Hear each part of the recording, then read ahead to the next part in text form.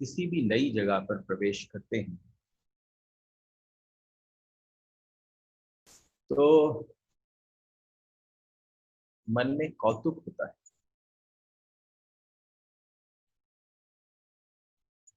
और आप समझिए, आप अपने में ही जब प्रवेश करें तो सबसे ज्यादा संशय सिर्फ तभी उठता है, क्योंकि वो टेरिटरी ऐसी है जिसमें अभी तक हमने प्रवेश करने का कोई प्रयोजन भी नहीं प्रारंभ किया। You've not ever thought of entering within yourself. This is literally just entering within yourself. तो आप भरोगे, संशय से भरोगे, डाउट से भरोगे, थोड़ा पैनिक होगा, बहुत जबरदस्त उथल पुथल मचेगी। किसके मचेगी? जो भीतर जाने को उत्सुक होगा, जो जाएगा। प्रॉब्लम कहाँ है? आप दरवाजे पर ही खड़े रहो और आप ये समझो कि आप अंदर आ गए हो, तो आपको कुछ न घटेगा। और जो दरवाजे पर खड़े होकर वापस लौटते हैं वो सबसे ज्यादा हल्ला मचाते, सबसे ज्यादा शोर मचाते। हम हो आए, we've been there, we've done that। कुछ चीजें हैं जो हमारे आजकल सोशल प्लेटफॉर्म्स पर बहुत फेमस हैं। been there, done that, इसको शॉर्ट फॉर्म में भी लिखते हैं और सब समझ जाते हैं। लेकिन यहाँ पर दरवाजे से काम नहीं चलेगा। और कल 2-3 प्रश्न ही हमारे जो छोटा सा व्हाट्सएप ग्रुप है उस पर मुकुल जी ने भी मुझे कुछ भेजा और एक ममता जी हैं, उन्होंने भी कुछ भेजा। और उनका जो यथा संभव उस समय प्रश्न उठा, मेरे मन में जो भाव आया वो मैंने उसी समय लिखकर। लेकिन आप समझो, ये दरवाजे की घटना नहीं, it's not the journey to the door, it's inside. The outer periphery is not to be discussed here. It is just about the inner periphery. And जितना आप परेशान होगे, जितने आप विक्षिप्त हो जाओ, जितनी आप में बेचैनी बढ़ जाएगी, everybody who has gone on a journey, जब तक आप एक जर्नी पर चले नहीं हैं तब तक बहुत डिफिकल्ट है कि आप ये सामने वाले को बता पाएं कि क्या क्या होने वाला है। और आप समझना, जिसने बेचैनी नहीं झेली अंदर जाने वाली, वो उस सागर से मिल नहीं पाएगा जिस सागर की सारे शास्त्र, सारी भगवत्ता, सारी डिविनिटी, सारी सीक्रेटनेस, सारी मिस्टिसिज्म बात करते। तो बीजावधावम, आप समझिए, बीज ही ध्यान है। हम यहाँ पर थे कल, और जब उसके बाद प्रश्न उठे तो मेरे मन में उठा, इस डिस्कशन को थोड़ा सा और भीतर ले जाते हैं। I hope everybody would be very happy, willingly wanting to go with me. हमने क्या कहा था? मज़ा तब है जब गोता सब मिलकर लगाएं। और आप पाओगे कि बाहर सब जानते थे, भीतर जैसे ही गोता लगाओगे तो तुम्हें पता चलेगा, अरे ये तो मैं ही हूं। ये शरीर ही केवल अलग दिखता था बाहर की पेरिफेरी पर। ये जड़ में जाना है। सारी पत्तियां गोता लगा दें, सारी डालियां गोता लगा दें अंदर, क्या पाएंगे? और आपको बताऊं, जब भी थोड़ी सी सिमुलेशन मिलती है मुझे प्रश्नों की, तो मुझे लगता है मेरी मस्ती बढ़ जाती है।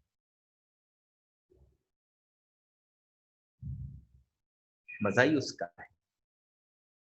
तो आज हम कौन से सूत्र में कर रहे हैं? ध्यान की अवस्था क्या है, ध्यान का अर्थ क्या है?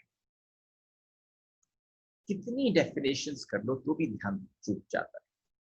When we go to Kailash, हम वहां जाके हमेशा कहते हैं कि टेराबाइट्स में हमारे पास इमेजेस और फोटोग्राफ्स होंगे, लेकिन फिर भी वहां जाकर जो दिखता है वो किसी कैमरे में कैद कर कर आ नहीं सकता। वो वहां खड़े होकर ही अनुभव किया जा सकता है। You would enjoy that moment being there. आप भी अगर इस सूत्र के साथ मेरे साथ प्रवेश करोगे और कर पाओगे, तो आप समझो ये वाली ऐसी वाली बात नहीं है कि हम सब्जी मंडी में बैठे हों और बात बोर्डरूम की कर रहे हैं। तो आप समझो, अगर हमारे चारों तरफ हल्ला गुल्ला हो रहा हो, तो अपने आप को थोड़ा एकांत में कर लो। क्योंकि दिक्कत कहां पर है? सब बैठे हैं, लेकिन तत्व बैठ रहा है अंदर कि नहीं? सब बैठे, बैठ के ही तो सुन रहे हैं, खड़े होके कौन सुन रहा है? जितने जने बैठे हैं सबके जीवन में तत्व बैठ रहा है कि नहीं? तुम बैठे हो, खड़े हो, लेटे हो, it just does not matter. जो तत्व तुम्हारे साथ शेयर किया जा रहा है वो तुम में बैठा है कि नहीं बैठा है। आज वो बैठाने की चर्चा है। ये बैठेगा कैसे अंदर जाकर? और आप समझना, ये इतना स्लो प्रोसेस है, समझाने के समय पर घटता है तो एकदम घटता है। थोड़ी सी बस कंडीशनिंग चेंज करनी पड़ती है। और शुरू से वो बोल रहे हैं, शुरू से आपके साथ वही बोल रहे हैं। तो ध्यान का मतलब है निर्विचार चैतन्य, एक ऐसा चैतन्य की अवस्था जहां पर निर्विचार हो। और आप समझना, जितने वर्कशॉप्स आप करते हो, कई कई तो ऐसे भी धुरंधर हमने मेडिटेशन कराने वाले देखे हैं। बहुत बड़ी दुकान है जो ध्यान बेच रही है, और वो दूसरा स्कूल ऑफ थॉट, वो कहता है आते विचार आने दो। लेकिन आप समझना, जो परम ध्यान की अवस्था है, जो हमारे ऋषि जिसके विषय में चर्चा करते हैं, वो निर्विचार चैतन्य जो है वो ध्यान। तो अब जिस सूत्र में हम प्रवेश करते हैं वो है आसनस्थः सुखम हृदय निमज्जति। बहुत प्यारे शब्द, दोनों को थोड़ा तोड़ तोड़ कर लेंगे। क्योंकि आसनस्थ, जिस समय आप सब हमारे साथ श्रवण कर रहे थे कठोपनिषद को, हमने आपको 8 प्रोसेसेस बताए। यम, नियम, आसन, प्राणायाम, प्रत्याहार, धारणा, ध्यान और समाधि। These were 8 processes. उस समय हमने आपसे कहा था आसन कौन है? आसन नंदी। आसन कौन है? आसन नंदी है। लेकिन आप समझिए, उस समय पर किसी ने ये प्रश्न नहीं उठाया हमसे कि महाराज आप नंदी को आसन क्यों कह रहे हैं? नंदी आसन कैसे हो सकती है? आज आप श्रवण करेंगे। देखो, ये जो चर्चाएं हैं, ये भगवान के किंगडम में तो शायद ही कोई अलग अलग हो, सारी सत्ता एक में जाकर हो जाती है। हमें स्वरूप, हमारे तरीके, हमारे तौर बदल जाते हैं। लेकिन हमारी जो मनुष्य की बुद्धि है, हम हर चीज को बांट कर, खंड खंड कर कर देखते हैं। हम सब में छिपा हुआ कोई वैज्ञानिक है, लेकिन जब हम में छिपा हुआ योगी प्रकट होता है, तो वो योगी जो है वो इन सूत्रों के अर्थ को अपने जीवन में उतारना प्रारंभ कर देता है। तो है आसनस्थः सुखम हृदय निमज्जति। इसका मतलब है आसनस्थ व्यक्ति सहज ही, आप समझो, I have been receiving this question regarding सहजता ऑल्सो। सहज का सिर्फ मतलब आप स्वतंत्रता से न निकले, जो हमने आपको 2 दिन पहले श्रवण कराया। सहजता से आपकी जीवन शैली सहज, आप कितनी मौज से सहजता से जी सकते हैं। जीना ही सहज ठीक, जिसमें कहीं कोई वजन नहीं है दिमाग पर, बुद्धि कोई बोझ नहीं ले रही। आप समझना, जहां पर भी आपका बुद्धि, आपका मन कैलकुलेशन, एनालिसिस, क्रिटिकल एनालिसिस, किसी प्रकार का भी खंडन और विपरीत की तरफ आकर्षण आकर विपरीत हो जाए तो दूसरी तरफ आकर्षण हो जाए, तो आप समझना सहज नहीं है। सहज का मतलब है the way you were born, जैसे आपका जन्म हुआ। So that speaks of the beauty of this thing. और आप देखिए, नॉर्मली हम औरों से भी श्रवण करते हैं कि they just jump on to the sutra, but I can not jump on to the sutra. I need my 5, 7, 10 minutes with you to prepare the road map to enter. तो हमने आपसे पहले कहा था कि आसन कौन है, कि नंदी है, लेकिन आप भी नंदी हो सकते,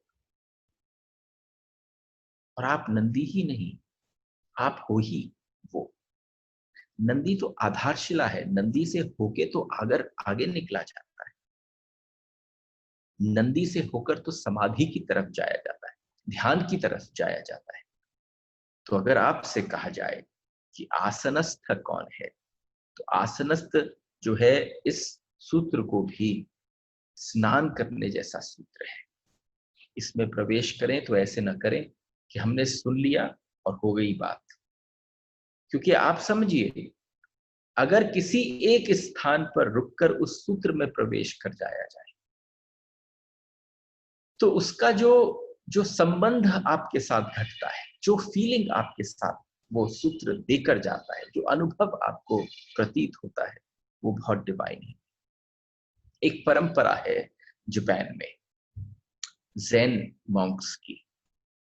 वो कहते हैं कि ध्यान के लिए क्या किया जाए, कहते कुछ भी नहीं। जो ज़ेन प्रोसेसेस ऑफ मेडिटेशन है, वो कहते हैं कुछ नहीं करना, बस बैठ जाना, कुछ भी नहीं करना। ध्यान करना, कुछ भी नहीं करना। कुछ भी नहीं का मतलब ये नहीं, जब वो ध्यान करने बैठते हैं तो ध्यान का मतलब आप मेरी भाषा से भी ये ना समझ लें कि उठो और किसी गुफाओं में जाके बैठ जाओ। नो, आपके दिन में, आपके जीवन में एक ऐसा समय आना चाहिए जब आप अपने भीतर से जाकर चार्ज हो जाओ। उसके बाद तो आप जाओगे, संसार में भ्रमण करोगे, बच्चों के साथ समय स्पेंड करोगे, मित्रों के साथ जाओ। तो ये मेरे कुछ प्रश्नों के उत्तर भी इसके साथ सम्मिलित हैं, जो मैंने कल मेरे पास आए और मैं उसको इस माध्यम से देता। लेकिन जब जैन फकीरों ने, इस मॉन्क्स ने इस बात को उठाया, तो उनसे पूछा गया ध्यान कैसे करना है, तो उन्होंने केवल एक बात बोली, बस बैठ जाओ, कुछ मत करो। और सबसे बड़ी बात है, जो आपको इतनी सरल दिखती है, वो इतनी कठिन, कि इतनी सी बात कि बस बैठ जाओ, कुछ मत करो, क्योंकि तुमने जैसे ही कुछ किया कि मन आया।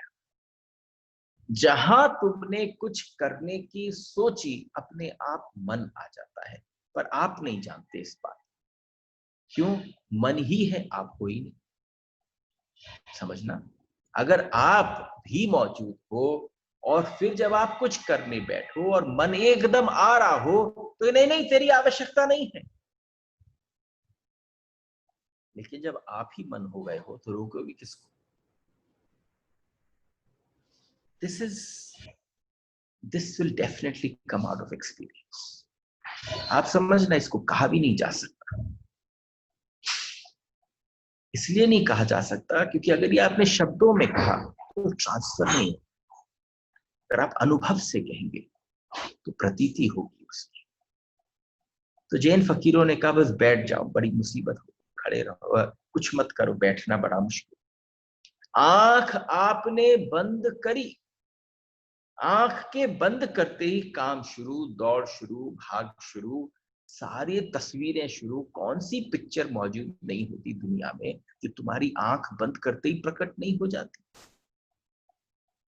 अब तुम समझो, तुम कहो कि आंख बंद, मैंने संसार देखना बंद कर दिया, तो तुम्हारी जो आंख के अंदर चित्र बस गए हैं वो प्रकट हो गए आंख बंद होते ही। और वो जो तुम्हारी आंख देख रही थी उसकी तो एक सीमा भी थी, पर जो आंख बंद करने के बाद तुम देखते हो वो असीमित, वो मन का प्रतिबिंब है।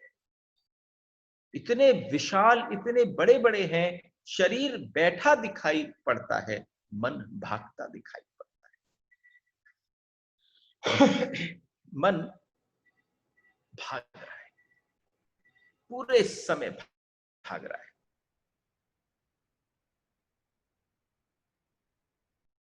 अगर तुम सिर्फ शब्द पर मत जाना, अर्थ पर जाना, आप कुछ ना करो, बस बैठ जाओ, कोई कुछ करने की आवश्यकता नहीं है, अपने मन को खाने देने की आवश्यकता नहीं है, उसे कहीं इन्वॉल्व करने की आवश्यकता नहीं है, कोई स्तुति चलाने की आवश्यकता नहीं है, कोई प्रार्थना चलाने की आवश्यकता नहीं है, कुछ भी नहीं कर रहे, कोई म्यूजिक नहीं, कुछ भी नहीं। अगर तुम कुछ भी ना करो, विचार को रोकने की कोशिश भी ना करो, एक बात समझना, आप विचार को रोकने की कोशिश भी, जतन भी ना करो, क्योंकि जैसे ही आप उसे रोकोगे वो कृत्य बन जाएगा। देखो, हमें ना वो बातें बहुत ज्यादा रुचिकर लगती हैं जो हम प्राय कर सुनते और हमें बड़ा आनंद आता है, उनको दिक्कत होनी भी चाहिए। अगर मैं जिस स्थान पर इस समय बैठा हूं और अगर उस स्थान को हम कहें ये गुरु का स्थान है, तो वो गुरु का स्थान इसलिए है कि वो तुम्हें बुरी तरह से डिस्टर्ब कर दे। और जो गुरु डिस्टर्ब नहीं कर पाते, जो कंफर्ट दे पाते हैं, वो गुरु नहीं हो सकते। You have to get disturbed here. Shiva will definitely make sure that you get disturbed. मैंने पढ़ा एक जगह पर, who's a guru, a real guru, who disturbs even in your own sleep. He has to disturb you. जैसे ही आपने विचारा, जैसे ही आपने किसी विचार को रोकने की चेष्टा करी, वो भी कृत हो गया, वह भी दूसरा है। न तुम परमात्मा का स्मरण करो, न संसार का, क्योंकि वे सभी विचार है। न तुम भीतर दोहरा रहे हो कि मैं आत्मा हूं, अहम ब्रह्मास्मि हूं। ये बहुतों को आदत है, इतनी गीता सुन ली है, इतना सादा तुमने सूचनाएं इकट्ठी कर ली हैं कि जैसे ही तुम अपने आप को परम ज्ञानी की भांति ध्यान में प्रवेश करो, न कुछ में प्रवेश करो, तो तुम क्या कहोगे? मैं आत्मा हूं। मूवीज में एक्टिंग करने के लिए अच्छा है, स्टेटमेंट इज गुड, लेकिन जीवन के लिए जिस समय आप बैठ जाए ये कहने के लिए कि मुझे अब कुछ नहीं करना, करके देखिए।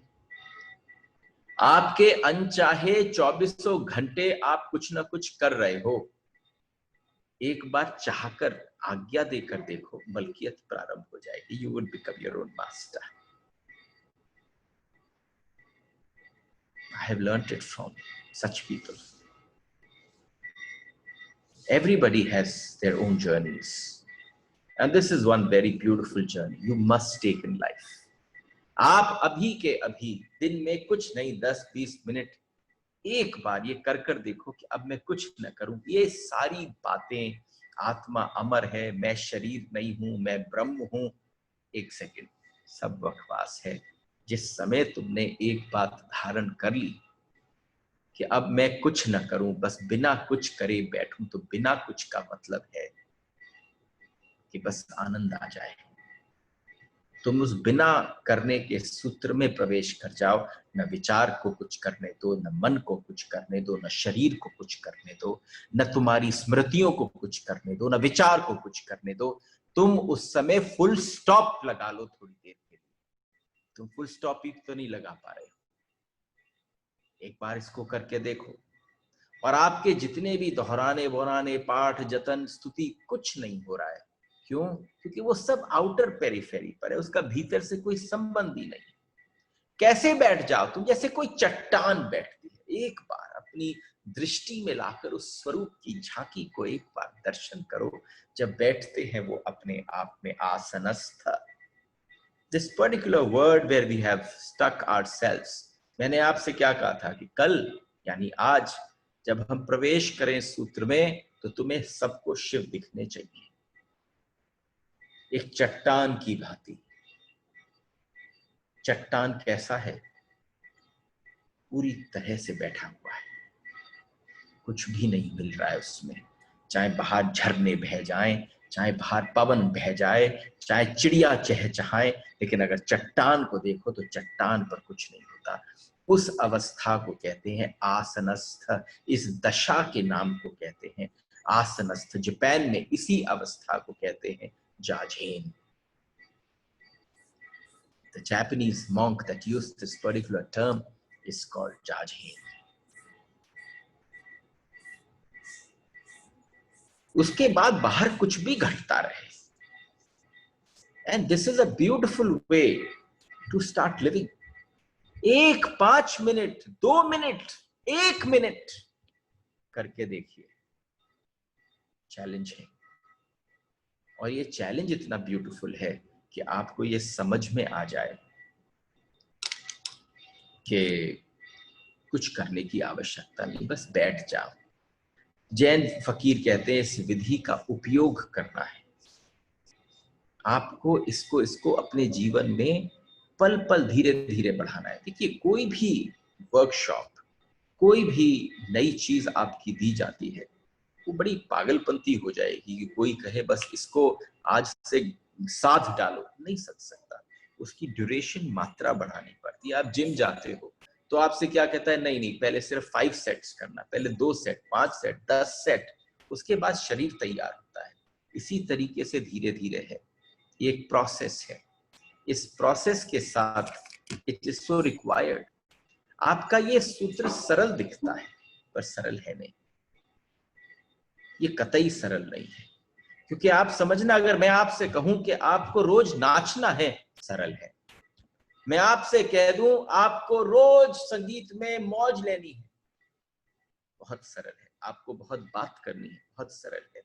लेकिन आप समझो, अगर आपसे कहूं आपको कुछ नहीं करना है थोड़ी देर के लिए रोज, बहुत कठिन है। इस दुनिया में जितनी भी सरलतम चीजें होती हैं वो अत्यधिक कठिन होती हैं। और तुमसे कोई करने को कहो कि तुम भाई हिमालय चले जाओ, तो तुम कहोगे हाँ हाँ चलिए, प्रैक्टिस करी, ट्रेनिंग करी, बड़ा रस है, अहंकार को भरता है। लेकिन कहीं जहां पर तुम्हें अहंकार को खोने के लिए एक एक प्रक्रिया बताई जाती है तो वो प्रक्रिया बड़ी परेशान करती है। सरल होती है सुनने में। आप देख लो हमारे शास्त्रों में जितनी भी सरल बातें हैं वो अत्यधिक कठिन है। सुनने में अच्छी लगती हैं, जीवन में उतरने में बड़ी दिक्कत। अगर तुम चुपचाप बैठे रहो तो क्या होगा? आपने कभी ध्यान दिया कि आप जैसे ही थोड़ी देर चुपचाप बैठे क्या होने लगेगा? तुम पाओगे शरीर में अनेक स्थानों पर गति प्रारंभ हो गई। एकदम तुम बैठकर देखना, तुम्हारे पूरे शरीर में गति प्रारंभ हो गई। पैर में लगता है सुइयां चुभ रहे हैं, शरीर के किसी कोने में खुजलाहट प्रारंभ हो गई, गर्दन थोड़ी सी तुम्हें आवश्यकता पड़ रही है ऊपर नीचे कर लूं, तुम्हारी रीढ़ की हड्डी कमर की तरफ तुम जरा उसे हिला रहे हो, तुम अपने हाथों को थोड़ा सा स्ट्रेच कर रहे हो। तुम थोड़ी देर एक बार शांति से बिना कुछ करे बैठ जाओ, तुम बिना करे नहीं बैठ पाओ।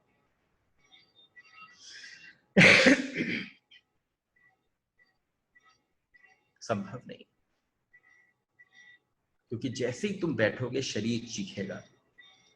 अचानक सब तरफ से आपका शरीर बगावत प्रारंभ कर देगा। वह कह रहा है कुछ करो, कुछ करो, खुजलाओ, किसी चीज को पकड़ो, कहीं पर हाथ करो, कहीं ताली बजाओ, हाथ को यूं यूं करना चालू कर दो, फ्रिक्शन पैदा चालू कर दो, डू समथिंग। आपका शरीर आपको शांत नहीं बैठने देगा।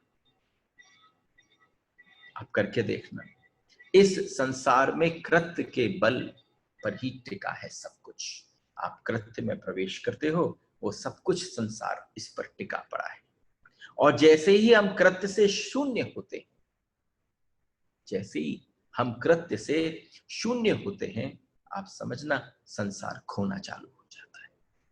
जो कृत्य के आधार पर संसार बैठा था वो खोना चालू करता है। जैसे ही तुम शांत बैठते हो, शरीर कहता है करो, और आपने उस कृत्य को रोका तो जो शरीर का संसार था वो खोना प्रारंभ हो गया। तो इस पर ध्यान रखने की बात है कि शरीर की बात मत सुनना, थोड़ा सा ध्यान देना। शरीर की बात को सुनने की आवश्यकता नहीं है, उसको इतनी मलकियत प्रदान करने की जरूरत नहीं है। अगर तुमने शरीर थोड़े दिन चुप रखा, थोड़े दिन तुमने शरीर के उस उधेड़ बुन को, उस खुजलाहट को और चीजों को तुमने उत्तर देना प्रारंभ कर दिया, तो तुम समझना ये गति, ये तुम्हारे जीवन में अवस्था आएगी नहीं। तुम्हें उसकी मलकियत तोड़नी है, उसको जवाब मत देना। क्या हो जाएगा, ज्यादा से ज्यादा ये हो जाएगा कि जरा ज्यादा देर खुजली होगी। लेकिन तुम्हें एक और छोटी सी बात बताऊं, जैसे ही तुम शांत बैठोगे, तुम्हें जो भी कुछ शरीर में घट रहा है वो घटने देना, एक बार उसका उत्तर मत देना। तुम पाओगे थोड़ी देर बाद खुजली जो है अपने आप बंद होगी। नोटिस करना।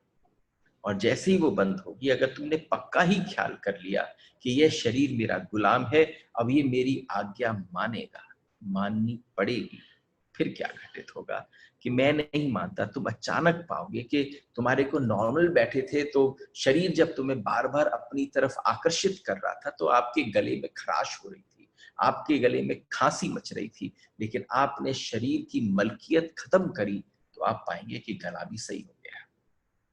It's about paying attention. क्या बात कही गई थी एक समय पर, जब हम इस दौर से गुजर रहे थे, जो दौर चल रहा है, चारों तरफ इसी की बातचीत हो रही थी, तो उसके बीच में से लोग खड़े होने प्रारंभ हुए। तो आज समझिए कि एक अवस्था के कारण शेयर किया जा रहा है, नहीं तो हमने तो शिव तत्व के अलावा यहाँ पर कोई चर्चा ही नहीं करी। ये कितना सहज होने लग गया कि वो स्मृति, वो दौर जिससे हम गुजर रहे हों, वही स्मरण नहीं आ रहा। क्यों नहीं आ रहा? क्योंकि हमारा ध्यान कहीं और है। आपका ध्यान शरीर पर है, तो सिर्फ शरीर ध्यान आएगा। और अगर शरीर ध्यान आएगा तो फिर आप समझना शांत नहीं बैठ पाओगे। इसलिए जो हो रहा है उसे होने दो, बैठते हुए देखते रहो, और उसका मजा अलग है। 1 घंटे अगर तुमने तय कर लिया, सिर्फ तय कर लिया, अपनी विल पावर स्ट्रांग रखी, पैर खुजाता है खुजाता रहे, अरे कहीं प्राण नहीं निकल जाने वाले, मेरे पैर खुजली होने से हो रही है, होने दो। तुमने थोड़ी देर संयम रखा, वैसे ही पैर जिद पकड़े बैठा है, वो तुम्हारे को परेशान कर रहा है, तुमने उससे बड़ी जिद हासिल कर ली कि नहीं नहीं तू कुछ भी कर, मैं तेरे को जवाब नहीं दूंगा। आपकी खुजली एक जगह बंद हुई, दूसरी जगह प्रारंभ हुई, तीसरी जगह प्रारंभ हुई। जहां खुजलाहट चलती है सब धीरे धीरे शांत हो जाएगा। उसने चीखना चिल्लाना चालू कर दिया, उसने बताना चालू कर दिया, और आपने उनमें से किसी चीज का उत्तर नहीं दिया। लेकिन तुम अगर इतना भी कहा कि दूसरे घर चले जा, या दूसरी बात कर ले, किस बात को? कि जैसे ही तुम एक बात समझना कि हमारे जीवन के भीतर कोई एक व्यक्ति आता है, ये कोई भिखारी आ जाए आपके घर पर, सोचिए, और अगर खाली घर पड़ा हो तो भिखारी दरवाजे पे आएगा, आपका दरवाजा खटखटाएगा, भीख मांगेगा, और भीख मांगेगा तो भिखारी जो है 2 4 5 6 बार चिल्लाएगा। लेकिन अगर आप कह बैठे कि नहीं नहीं तू जा भाई, इस समय कोई नहीं है, तो आप समझना आप उलझन में पड़ गए। आपने बता दिया कि मैं हूं। ये बिल्कुल शरीर के साथ की घटना है। एक व्यक्ति ने जैसे ही उत्तर दिया अपने शरीर को, उसने बता दिया कि मैं हूं। शरीर मौजूद है, शरीर बड़ा प्रसन्न है। शरीर ने कहा कोई चिंता की बात नहीं, ये कहीं नहीं जा सकता, मेरी सत्ता इस पर कायम है। एक भिखमंगा पहुंच गया मारवाड़ी के घर पर, गलत चयन किया, पहले तो गलत जगह पर पहुंच गया। जब उसने पहुंचा तो पहुंचकर उसने उससे कहना चालू कर दिया, हाँ भाई थोड़े कुछ रोटी वोटी मिल जाए तो। उसने सुना ही नहीं। उसने कहा अरे रोटी नहीं तो आप कुछ और दे दो, अरे कुछ नहीं होगा तो थोड़ी सब्जी दे दो। तो उसने भी, उस पर भी कोई जवाब नहीं दिया। तो उसने कहा अच्छा चलो, रोटी आपकी अब व्यवस्था नहीं है तो आप मेरे को थोड़े से रुपए दे दो। तो उसने कहा हमने कहा ना, मैं लेन देन करते ही नहीं। देखो, रोटी तक उसने अपने आप को संभाल रखा था। जैसे ही पैसे की बात आई तो उसने छुपते ही कह दिया हम यहाँ लेन देन करते ही नहीं।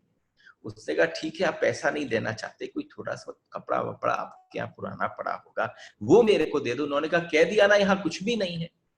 तो आप समझना, आप कौन थे? आप मालिक थे। आप कौन थे? कि आप धनवान थे? किससे उलझ गए? कि भिखारी से।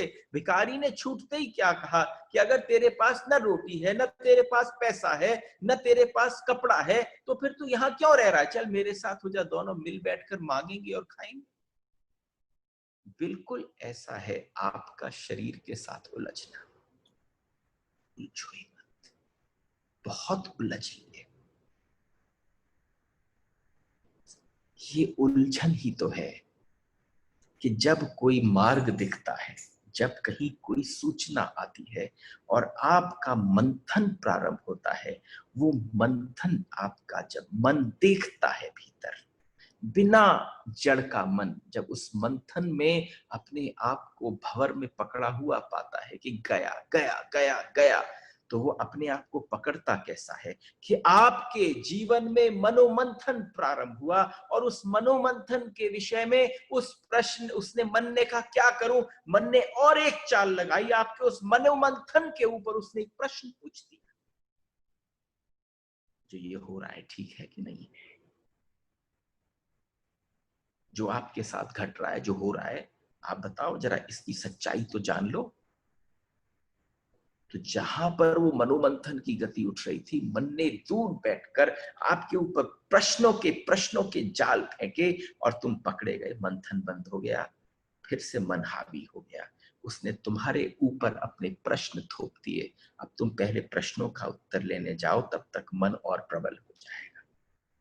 This is how you are got. इसीलिए मैंने कहा था कि आप प्रश्न करेंगे तो मैं थोड़ा और भीतर घुसूंगा। ये तो जिज्ञासा की दौर है। हो सकता है मैं तो वही बोलने आऊं जो मैं बोल सकता हूं, या जो मेरे मन में आ रहा हो, या मेरी सीमित बुद्धि के अंदर उस अनुभव का जैसा भी रस उस समय प्रकट हो। लेकिन जैसे ही आपके जीवन में आपने आपके जीवन में कोई बहुत आनंद का विषय आता है, आपकी आंखें गीली होना चालू हो जाती है और थोड़ी देर में मन कहता है अरे क्या कर रहा है, दुनिया देख रही है, पागल हो गया है, तो उसी समय तुम अपनी आंखें पहुंचते हो, तुम कहते नहीं नहीं ठीक है कोई बात नहीं, मन हावी हो गया। अरे तेरे खाली होने का मौका आ गया था, तेरे बहने का मौका आ गया था, तू एक स्रोत की तरह से बह रहा था, तू गंगा हो गया था, अरे निकल पड़ा था गंगोत्री से, सागर में पहुंच जाता, उसको बहने देता। उस समय मन की न सुनता, अपना हृदय हल्का कर लेता। मन कहाँ है? मन यहाँ है, हृदय है थोड़ा नीचे। तो सोचने की बात है कि जैसे ही उसने प्रश्न फेंका, जो तुम्हारा एक्सपीरियंस था वो एक्सपीरियंस भी डेड हो गया। फिर मेहनत करो, फिर तैयारी करते हैं, फिर यात्रा पर निकलते हैं। है ना मजेदार? एक छोटी सी बात है, शरीर में खुजलाहट उठे। आज हमने ये बात निर्धारित कर ली थी कि चाहे जिस प्रकार के प्रश्न आ रहे थे, एंड आई वुड डेफिनेटली से कि मुकुल जी ने इतना सुंदर तरीके से प्रश्न को पुटअप किया। वो उनका प्रश्न नहीं था, वो सबका प्रश्न था। वास्तव में हमारा मन करता है, वास्तव में हमारा मन करता है कि हम ये भी करें, हम वो भी करें, वो भी करें। लेकिन मुझे लगता है बस exactly at that point of time creates that distance between you and your mind. आपको बस हल्का सा पीछे सरकने में, अपने अंदर सरकने में, आपको मन की गतिविधि प्रारंभ हो जाएगी। और जो व्यक्ति मन को थोड़ा सा पीछे हटकर देखता है, उसको मन का पता चलने लग जाता है कि कमाल है यार, ये मेरा मन कर रहा है मेरे साथ। मैं तो अभी तक इसको अपना ही, खुद ही अपने आप को मैं ही समझता था, मैं ही हूं, लेकिन वो मैं नहीं है, मैं तो उसके और अंदर बैठा है। जब तुम गौर से देखते हो अपनी आंख की पुतली को किसी शीशे में और उस आंख के अंदर कोई बैठकर तुम्हारी उस आंख की पुतरी को देखता है, वो जो भीतर बैठा है वो तुम हो। देखो, कहानियों में मजा आता था ना अब तक। ये हमारी कहानी है, ये हमारे भीतर की कथा है, ये हमारा ही बोध है। जिस बोध को, जिस प्रज्ञा को आप सारी अलग अलग स्क्रिप्चर्स में सुनते हो, ये वही है। अगर इसको लेकर आप निकले, इसकी यात्रा पर निकल गए तो बात हो जाएगी। तो इसलिए क्या करना है? अब हर व्यक्ति हमसे कहता है कि महाराज जी आप बोल तो देते हो, और मैंने आपसे क्या कहा है, how this situation has happened. Shiva Tattva has been one such session with all of you here, that after every single time, whenever a time comes, we take you थोड़ा सा साइड में, जैसे पिट में गाड़ी खड़ी होती है, टायर्स बदलते हैं, वहां थोड़ा किसी को कुछ मैसेज देना हो, टाइम तो होता नहीं। तो इस दौड़ के, इस यात्रा के बीच में रुक कर, जैसे समझो कैलाश की यात्रा हो और होटल में रुक जाए और रात को कहे कि हाँ भाई कल के लिए क्या प्रिपरेशन है, so now I will tell you how to. कैसे करना, क्या है? सुखासन में बैठ जाना। I hope everybody here would know what is sukhasana. नहीं तो गूगल कर लेना, क्योंकि सुखासन का मतलब है जहां पर शरीर को सुख मिले। और हमारे यहाँ पर प्रॉब्लम क्या है? आकर्षण बड़ा है हठयोगी की तरफ, क्योंकि वो तो अपने पूरे शरीर को दुख दे रहा है। तो कोई दुखासन नहीं, आप समझना रिक्लाइनर पे भी बैठ जाओ और पैर ऊपर की तरफ उठ जाए और सुख मिलता हो, तो उस आसन में बैठ जाओ। योग ने दिए बड़े सुंदर सुंदर आसनों के नाम, तो सुख आसन यानी जहां सुख। लेकिन कई लोग ऐसे हैं जो कभी जमीन में बैठे ही नहीं। ये जमीन में नहीं बैठे तो घुटने नहीं मुड़ सकते, थोड़ी कमर पर दबाव पड़ेगा तो दिक्कत होगी। तो तुम जहां बैठ पाओ, कुर्सी पे बैठ पाओ, सोफे पे बैठ पाओ, रिक्लाइन होके अपने बेड पर बैठ पाओ, अपनी रीढ़ की हड्डी के बीच में कोई तकिया लगाकर एलिवेटेड पोजीशन पर आ जाओ, जिस अवस्था में भी तुम्हें लगता हो। ये हाउ टू है, आसनस्थ। आसनस्थ का हाउ टू। लेकिन बैठ गए, 1 घंटा अगर बैठने का तय किया, फिर 1 घंटा शरीर की मत सुनना। देखो मजा इस बात का है कि तुम सिर्फ या 1 घंटा सुनो नहीं, इस 1 घंटे को अगर आज रियली में संडे को उपयोग करना है, तो आप इस 1 घंटे को लेके बैठ जाओ और ये धारण करके बैठ जाओ कि आज मैं हिलूंगा नहीं, आज मैं शरीर की नहीं चलने दूंगा। तुम चकित हो जाओगे थोड़े ही दिन में। एक शरीर जब कंट्रोल में आने की जो परिधि है, शरीर बार बार जैसी खुजलाहट, बार बार चीखना, बार बार चिल्लाना जो शरीर करता है, वो 3 हफ्ते में 21 डेज में शांत हो जाता है। अगर आप रोज ये प्रैक्टिस करते हैं तो आपकी पर डे की प्रैक्टिस में आपके शरीर का, आपके ऊपर जो अतिक्रमण है, वो अतिक्रमण शरीर का छूट जाता है। अगर आप इस धारणा से बैठ जाएं, वो आवाज दे तो तुम आवाज का उत्तर देने की भी जरूरत नहीं है। तब तुम मन की तरफ ध्यान लगाना, तुम शरीर को छोड़ देना। जिस पल तुमने ये धारणा लगा ली कि अब मैं शरीर को छोड़ रहा हूं, अब मैं बिल्कुल कुछ नहीं करूंगा, सारा करना केवल शरीर का है, मैं कुछ नहीं करूंगा, मैं कुछ नहीं करूंगा, आप उसी से दूसरी परत पर पहुंच जाना। आपने शरीर से सारा ध्यान हटा लेना है। आपने जैसे ही शरीर से सारा ध्यान हटाया, 21 दिन में शरीर निस्तेज हो जाएगा। तुम्हें बस एक स्विच ऑन और स्विच ऑफ करने की जरूरत पड़ेगी। जैसे ही तुमने बटन दबाया, उसी समय तुम अंदर प्रवेश कर गए। शरीर कुछ नहीं कर सकेगा। चिल्लाहट बंद हो जाएगी, खुजलाहट बंद हो जाएगी, दर्द बंद हो जाएगा, प्रेशर्स बंद हो जाएंगे, सब कुछ बंद हो जाएगा। तुम ध्यान मन पर देना।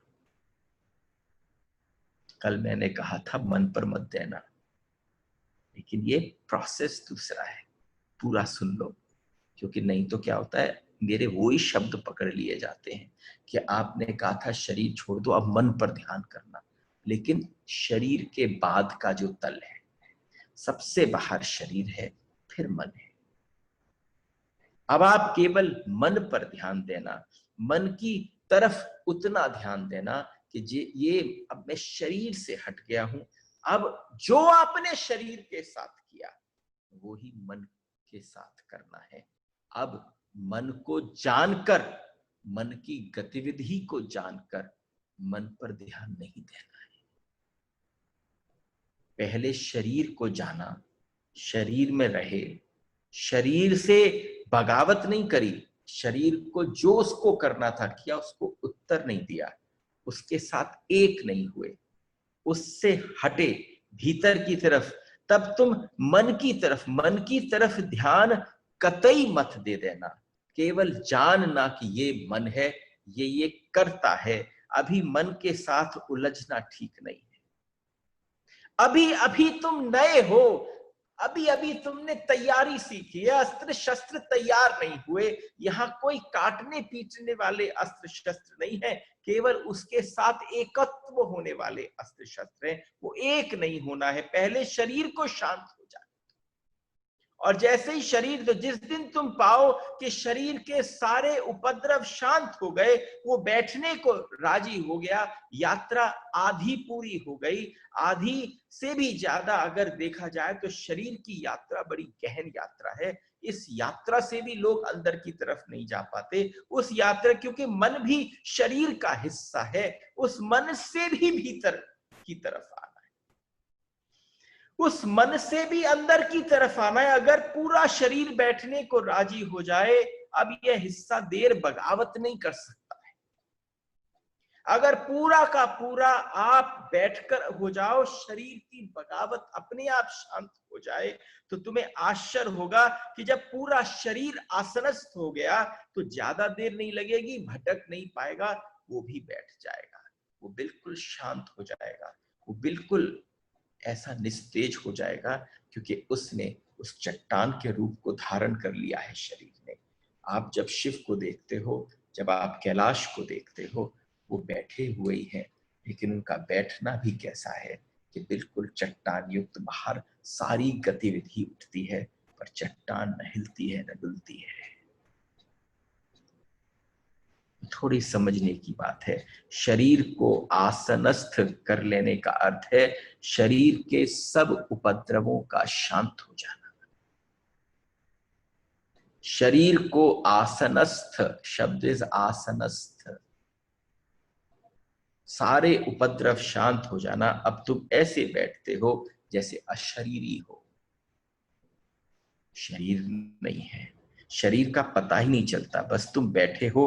अब तुम मन पर ध्यान देना।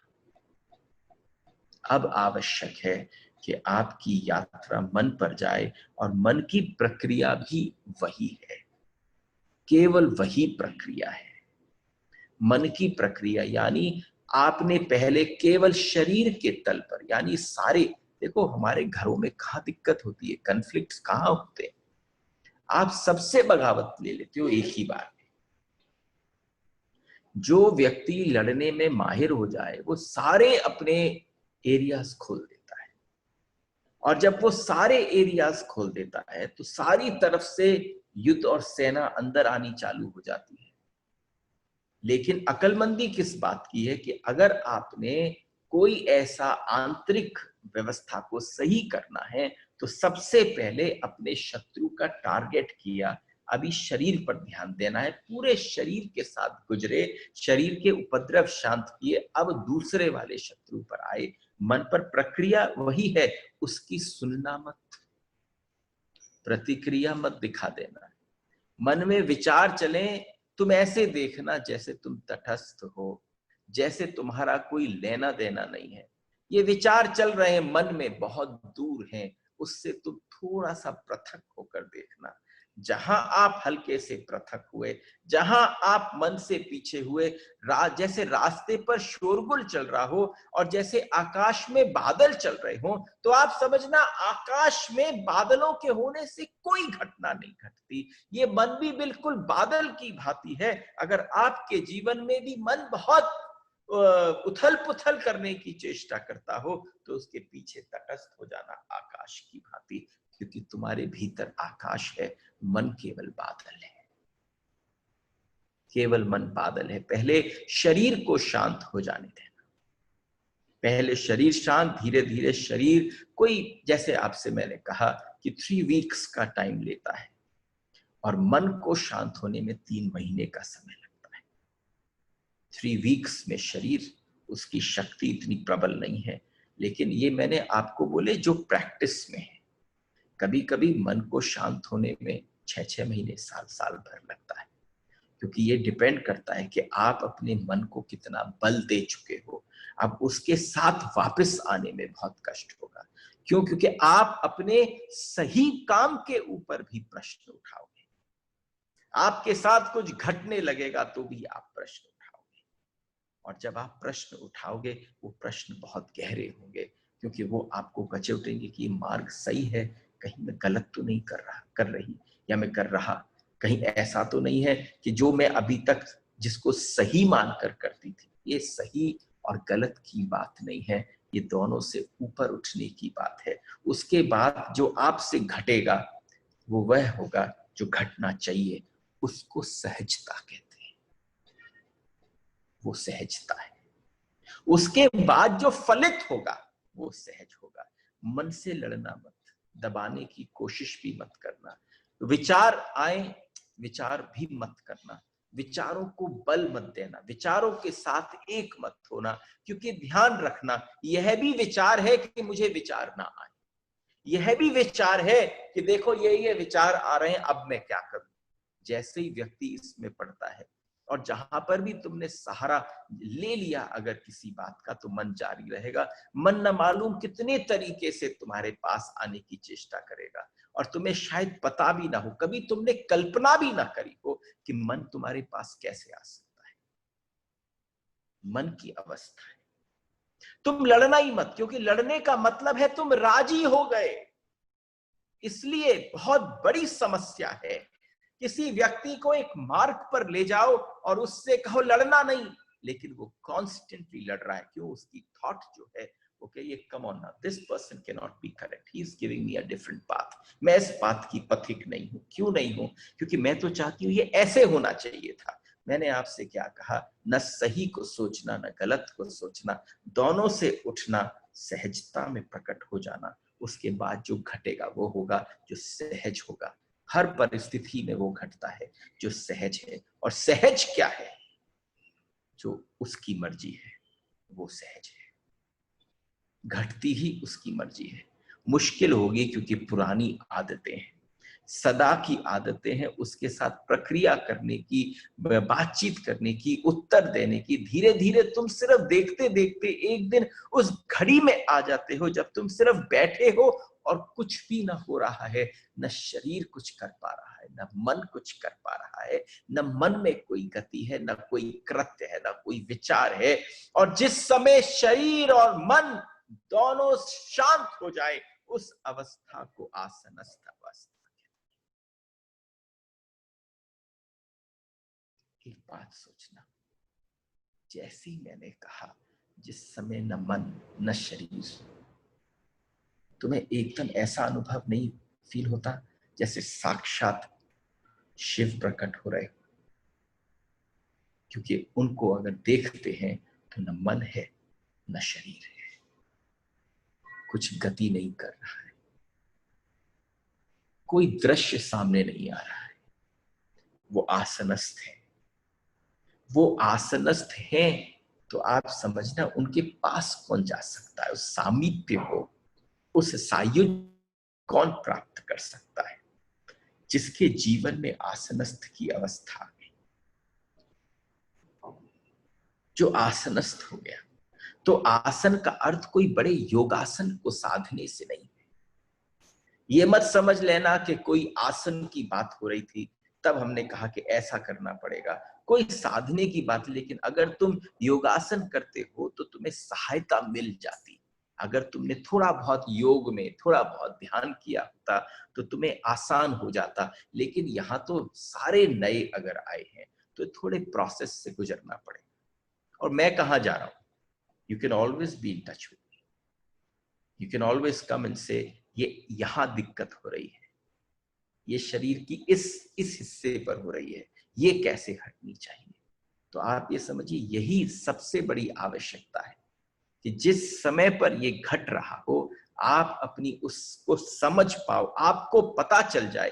अरे शरीर का दर्द तुम्हें पता नहीं चलता तो तुम समझना शरीर को छोड़ने में कितना दर्द होगा, तुमने कभी कल्पना कर।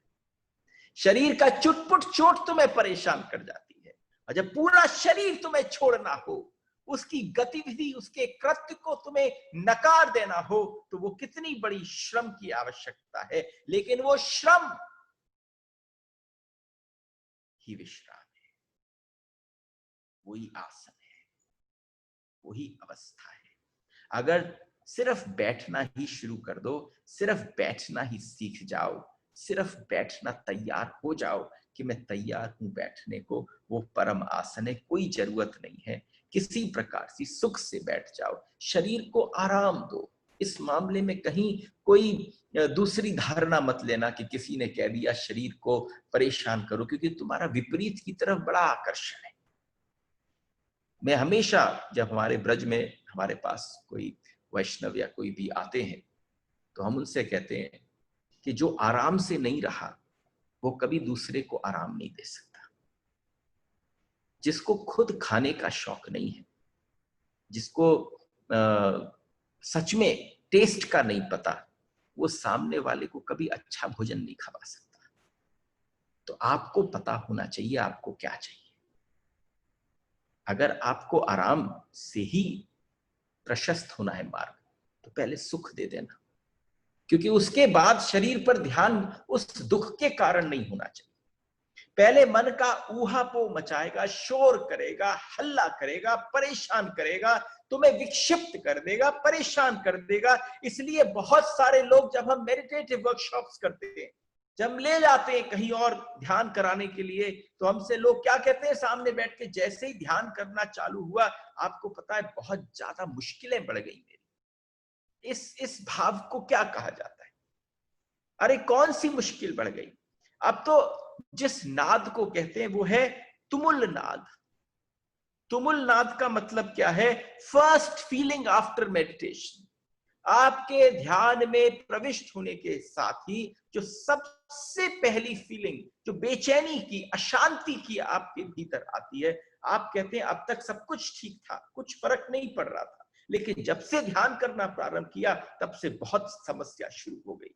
क्यों शुरू हो गई? क्योंकि तुमुल नाद पहले भी चलता था, तुम्हें पता न था, क्योंकि तुमने कभी ध्यान नहीं किया, तुम उलझे थे बाहर, भीतर अराजकता थी। यह थी क्योंकि तुम्हारे शांत बैठने से अराजकता के बढ़ने का कोई भी संबंध नहीं था।